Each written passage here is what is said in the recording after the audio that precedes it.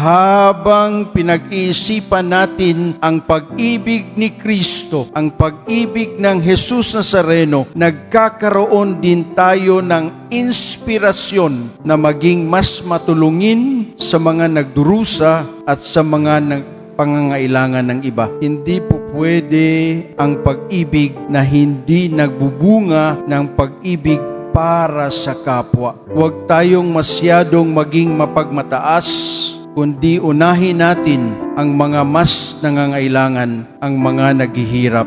At sa ating paglalakbay sa daang ito, naway maging mapagkumbaba tayo sa bawat pagkakataon at tayo'y patuloy na gumagawa ng mga pagkilos ng pagmamahal, ng habag, ng malasakit sa kapwa. Ang pagsunod kay Jesus Nazareno ay hindi isang malawak at komportableng landas.